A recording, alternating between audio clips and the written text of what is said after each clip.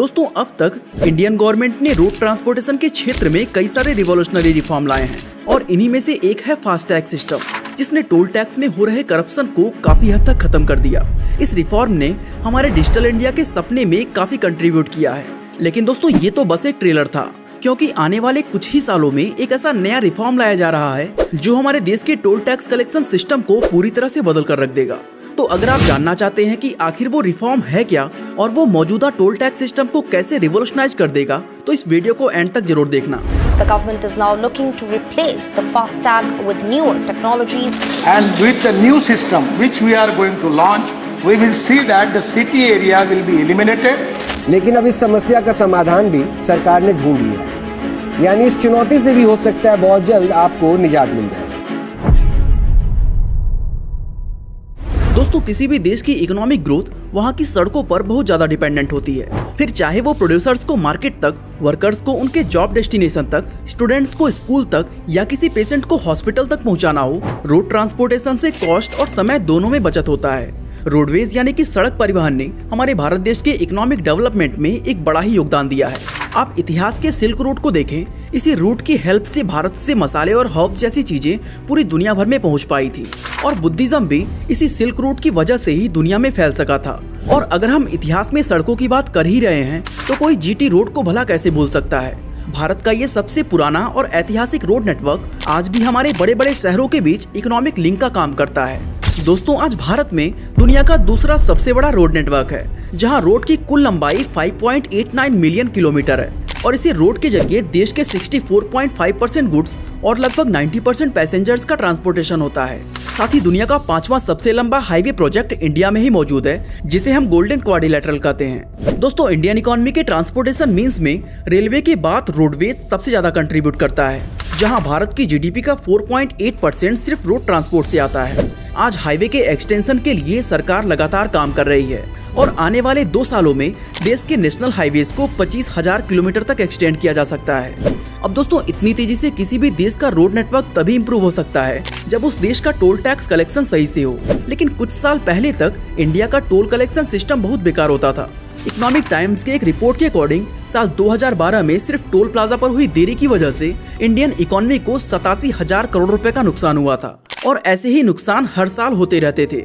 2016 में किए गए एक सर्वे के मुताबिक रोड की दुर्दशा और टोल प्लाजा पर टैक्स कलेक्शन में देरी होने से भारत की इकोनॉमी को लगभग $21.5 बिलियन का घाटा झेलना पड़ा। इससे इंडियन इकोनॉमी को नुकसान तो हो ही रहा था, साथ साथ एक्स्ट्रा फ्यूल की खपत के कारण इंडिया के बैलेंस ऑफ ट्रेड और फॉरेक्स रिजर्व पर भी बैड इम्पैक्ट पड़ रहा था। दोस्तों उस वक्त टोल कलेक्शन का प्रोसेस काफी स्लो होता था, क्योंकि टोल गेट पर मैनुअली एक गाड़ियों की पर्ची काटनी पड़ती थी। साथ ही कोई डिजिटल रिकॉर्ड ना होने से मिडिल मैन इसमें खुलकर करप्शन कर रहे थे, जो कि रोड से आने वाले रेवेन्यू डेटा के लिए एक बहुत बड़ा कंसर्न था। दोस्तों टोल टैक्स से जनरेट होने वाला रेवेन्यू हमारे रोड नेटवर्क के डेवलपमेंट के लिए बेहद जरूरी है। रोड के डैमेज पार्ट्स को रिपेयर करना, नए रोड का कंस्ट्रक्शन करना और मौजूदा रोड के एक्सटेंशन में इसी रेवेन्यू का यूज किया जाता है। ऐसे में इसके मैनेजमेंट में अगर कोई हर्डल आता है तो इसका सीधा असर हमारे रोड्स के डेवलपमेंट पर पड़ता है। दोस्तों साल 2013 से लेकर 2016 तक टोल गेट्स पर काफी ज्यादा फ्रॉड हुए थे। एक रिपोर्ट के मुताबिक टोल प्लाजाज जिन्हें गवर्नमेंट ने बनाया था उनका रेवेन्यू डेटा तो नॉर्मल होता था, लेकिन जिन टोल प्लाजाज को प्राइवेट इंस्टीट्यूशन ने बनाया था उनमें करप्शन बहुत ज्यादा होता था। वहाँ एक्चुअल डेटा की जगह फेक डेटा को दिखाया जाता था और इस फ्रॉड के कारण गवर्नमेंट को काफी ज्यादा नुकसान हो रहा था। अब दोस्तों इन प्रॉब्लम्स से निजात पाने के लिए हमें किसी ऐसे तरीके की जरूरत थी जिससे टोल टैक्स कलेक्शन में ज्यादा टाइम न लगे और सरकार तक पहुंचने वाला टैक्स कलेक्शन डेटा एक्यूरेट हो। और इसी समस्या के समाधान के लिए लाया गया फास्टैग सिस्टम। जी हाँ, इससे न सिर्फ टोल कलेक्शन की स्पीड बढ़ गई बल्कि सरकार तक रेवेन्यू डेटा एक्यूरेटली पहुंचने लगा। तो चलिए जानते हैं कि फास्टैग ने टोल कलेक्शन के सिस्टम को कैसे रिवॉल्यूशनाइज कर दिया। दोस्तों फास्टैग टोल कलेक्शन का एक तरह से इलेक्ट्रॉनिक वर्जन है। इसमें हर गाड़ियों के नंबर को एक कार्ड मिलता है जिससे एक बैंक अकाउंट लिंक्ड रहता है। जब व्हीकल टोल गेट पर पहुंचता है तो उनके फास्टैग को RFID यानी कि रेडियो फ्रिक्वेंसी आइडेंटिफिकेशन टेक्नोलॉजी की मदद से स्कैन किया जाता है और फिर इस फास्टैग से लिंक्ड अकाउंट से टोल टैक्स का अमाउंट अपने आप डिटेक्ट हो जाता है। दोस्तों फास्टैग सिस्टम पर साल 2010 में ही काम शुरू हो गया था और साल 2014 में इस टेक्नोलॉजी को मुंबई अहमदाबाद नेशनल हाईवे पर ट्राई किया गया। साल 2016 के एंड तक पूरे देश के 70% टोल प्लाजास पर फास्टैग सिस्टम लागू हो चुका था और 2019 के एंड तक देश में फास्टैग को कंपलसरी कर दिया गया। नो डाउट ये रिफॉर्म काफी ज्यादा सक्सेसफुल रहा। इवन इस साल जून में आई एक रिपोर्ट के मुताबिक फास्टैग के कारण टोल टैक्स का डेली कलेक्शन बढ़कर 143 करोड़ पहुंच गया है। लेकिन दोस्तों इस सिस्टम में भी कुछ ऐसी खामियां हैं जिनकी वजह से आम लोग और सरकार दोनों को कई परेशानियों का सामना करना पड़ रहा है। आज फास्टैग के कारण टोल गेट के सामने आए हर एक व्हीकल से टैक्स अमाउंट ऑटोमेटिकली डिटेक्ट हो जाता है और ये टैक्स अगले टोल प्लाजा तक वैलिड होता है। ऐसे में सबसे बड़ी प्रॉब्लम उन लोगों को होती है जिन्हें हाईवेज पर सिर्फ थोड़ी ही दूरी तय करनी होती है, क्योंकि ऐसे केस में उन्हें भी पूरा टैक्स देना पड़ता है।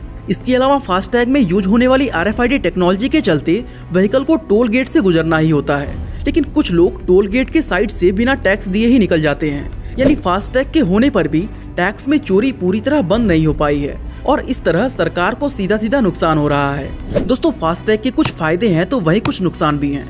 इसलिए गवर्नमेंट का कहना है कि अब इस सिस्टम को भी रिप्लेस किया जाएगा GPS सिस्टम से। are searching for two options. One is satellite based toll system. कुछ सालों में फास्टैग की तरह इस प्रोसेस को भी कंपलसरी कर दिया जाएगा। तो चलिए समझने की कोशिश करते हैं कि आखिर ये GPS सिस्टम है क्या और ये फास्टैग से बेहतर कैसे हो सकता है।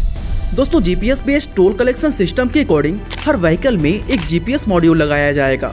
इस मॉड्यूल में गाड़ी से रिलेटेड सारी इन्फॉर्मेशन स्टोर होंगी, जैसे कि व्हीकल ऑनर का नाम, गाड़ी का नंबर, पोल्यूशन स्टेटस और ट्रैफिक पेनल्टीज वगैरह वगैरह। ये सारे इन्फॉर्मेशन गवर्नमेंट के सर्वर से लिंक्ड रहेंगे, जिससे किस टाइम पर वो व्हीकल कहाँ था और अभी वो करंटली कहाँ चल रहा है, उसने कितनी दूरी तय की है, ये सारा डेटा उस GPS मॉड्यूल की हेल्प से गवर्नमेंट तक जाता रहेगा। इसका सबसे बड़ा फायदा ये होगा कि जब भी कोई व्हीकल हाईवे पर ट्रैवल करेगा तो उसने जितना डिस्टेंस ट्रैवल किया है उसी डिस्टेंस के हिसाब से उस व्हीकल से टोल टैक्स लिया जाएगा और इसीलिए ये GPS based system FASTag system से बेहतर होगा।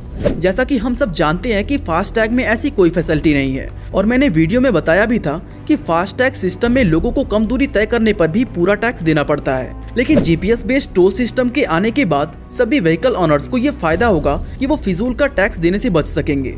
लेकिन दोस्तों फिर भी इस सिस्टम में कुछ ऐसी कमियां हैं जिसकी वजह से हमें परेशानियों का सामना करना पड़ सकता है। दोस्तों देखा जाए तो फास्टैग काफी अफोर्डेबल है, बेहद कम दाम में हम इसे अपनी गाड़ियों में इंस्टॉल कर लेते हैं। कहने का मतलब ये है कि फास्टैग कार्ड बस एक स्टिकर है और इन्हें ऑपरेट करने के लिए किसी बैटरी या दूसरी पावर सोर्स की जरूरत नहीं पड़ती है। सिर्फ स्कैनर की मदद से इस RFID कार्ड को स्कैन कर लिया जाता है। लेकिन GPS based toll collection system में जो मॉड्यूल या डिवाइस यूज किया जाएगा उसे इंस्टॉल करवाना फास्टैग के मुकाबले थोड़ा एक्सपेंसिव होगा। साथ ही शुरुआत में ज्यादा उम्र के लोगों के लिए GPS based toll collection system जैसी टेक्नोलॉजी को समझना थोड़ा मुश्किल होगा। इसके अलावा इस नए सिस्टम में सरकार के लिए भी एक प्रॉब्लम हो सकती है, जैसा कि फास्टैग में अगर कोई गड़बड़ी होती है तो लोगों को कैश में पेमेंट करना ही पड़ता है और तभी वो आगे जा पाते हैं। लेकिन अगर GPS बेस्ड सिस्टम में कोई प्रॉब्लम आ गई और सही डेटा पहुंचने में गड़बड़ी होने लगी तो ये गवर्नमेंट और व्हीकल ऑनर दोनों के लिए बहुत ही बड़ी दिक्कत हो सकती है। वैसे आपकी जानकारी के लिए बता दें कि GPS बेस्ड टोल सिस्टम के अलावा एक और रिफॉर्म जिस पर काम किया जा रहा है वो है ऑटोमेटिक नंबर प्लेट रीडर। जी हाँ दोस्तों, फास्टैग के आने के बावजूद भी टोल प्लाजाज को कैमरा टेक्नोलॉजी से रिप्लेस किया जा सकता है। इसमें कैमरों की मदद से नंबर प्लेट को रीड किया जाएगा, जिससे व्हीकल ऑनर के बैंक अकाउंट से टोल टैक्स का अमाउंट ऑटोमेटिकली डिटेक्ट कर लिया जाएगा। दोस्तों इस सिस्टम में लोगों को अपनी गाड़ियों में कंपनी फिटेड नंबर प्लेट्स लगवाने होंगे जो आज के नंबर प्लेट से थोड़े अलग होंगे और अगर इसके रिजल्ट पॉजिटिव आए तो हो सकता है कि GPS सिस्टम की जगह इसे लागू कर दिया जाए। अब रही बात GPS based toll collection system और ऑटोमेटिक नंबर प्लेट रीडर की, तो ये देखना वाकई दिलचस्प होगा कि आने वाले कुछ सालों में हमें कैसी कैसी नई और एडवांस टेक्नोलॉजी से इंट्रोड्यूस कराया जाएगा। बाकी दोस्तों अगर आप जानना चाहते हैं कि UPI सिस्टम ने भारत की कैसी तकदीर बदल दी तो आई बटन पे क्लिक करके वीडियो को देख सकते हैं। बाकी आज के लिए बस इतना ही।